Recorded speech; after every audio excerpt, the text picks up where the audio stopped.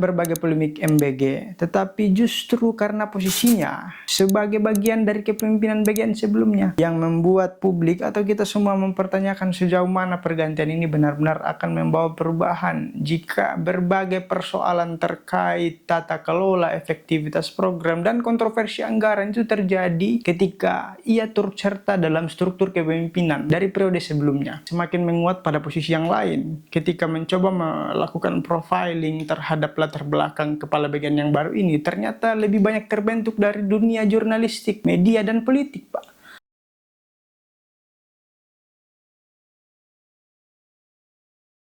Pencopotan Kepala Badan Gizi Nasional atau BGN di tengah keberlangsungan program makan bergizi gratis memunculkan pertanyaan besar tentang tata kelola salah satu program prioritas pemerintah ini. Jika pergantian ini benar-benar berdasarkan pada hasil evaluasi selama kurang lebih setahun masa kepemimpinan, tentu publik berhak mengetahui secara transparan apa saja indikator yang dinilai belum tercapai dan sejauh mana hal tersebut mempengaruhi pelaksanaan program ini. Sebab pergantian kepemimpinan bukan sekedar urusan jabatan, melainkan menyangkut keberlanjutan kebijakan yang mengelola anggaran yang sangat fantastik ini.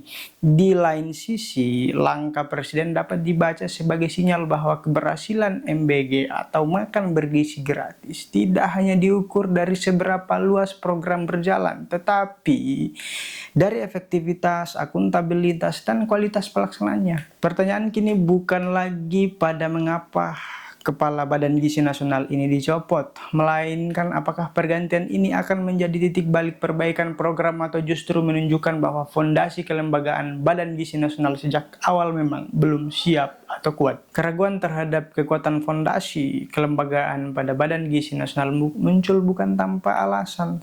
Sejak awal, pelaksanaan program ini beberapa kali diwarnai kontroversi terkait penggunaan anggaran dan prioritas belanja yang dianggap kurang selaras dengan tujuan utamanya, yaitu pemenuhan gizi masyarakat. Sorotan publik mengarah pada beberapa pengadaan pendukung yang mulai dari kendaraan operasional hingga perlengkapan tertentu seperti kaos kaki, tablet, dan sistem digital yang bernilai ratusan miliar, hingga kontrak jasa event organizer yang mencapai lebih dari 100 miliar rupiah, yang tentu memunculkan pertanyaan mengenai urgensi, efisiensi, dan serta skala prioritas belanja di tengah besarnya kebutuhan untuk menjamin kualitas makanan, distribusi, dan pengawasan program. Meskipun setiap pengadaan tertentu dapat memiliki dasar kebutuhan administrasi dan operasional, minimnya transparansi dan komunikasi kepada publik membuat perdebatan sulit dihindari. Akibatnya, perhatian masyarakat yang seharusnya terfokus pada dampak program terhadap perbaikan gizi justru beralih pada persoalan tata kelola anggaran dan akuntabilitas pelaksanaannya. Di tengah kebutuhan besar untuk menjamin kualitas makanan dan pemerataan pelayanan dengan deretan belanja tersebut memunculkan pertanyaan besar. Apakah anggaran yang sebesar ini lebih banyak diarahkan untuk mendukung tujuan utama MBG atau justru terserap pada kebutuhan-kebutuhan birokrasi atau personal yang sepenuhnya belumlah mendesak?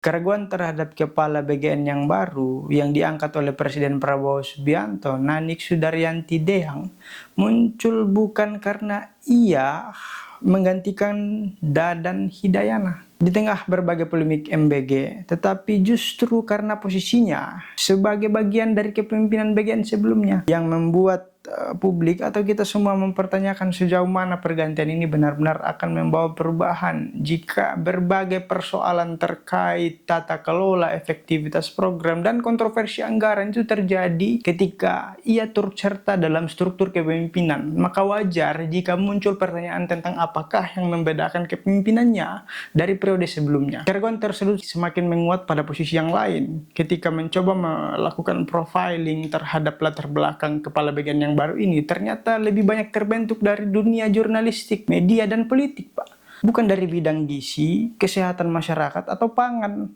atau bahkan tentang pengelolaan sosial, program-program sosial yang berskala besar. Nah, di tengah besarnya tantangan yang dihadapi makan bergizi gratis ini, kita berhak mempertanyakan bahwa apakah BGN membutuhkan lebih dari sekedar kemampuan komunikasi, manajemen organisasi. Lembaga ini memerlukan kepemimpinan yang memiliki kapasitas teknokratis dan pengalaman yang substantif untuk membenahi persoalan yang selama ini menjadi sumber kritik publik. Oleh karena itu, tantangan terbesar kepala BGN yang baru bukan mengisi jabatan yang ditinggalkan oleh pendahulunya, melainkan membuktikan bahwa kemampuan untuk menjawab keraguan atas kapasitas dan relevansi rekam jejaknya dalam memimpin program besar di Indonesia ini.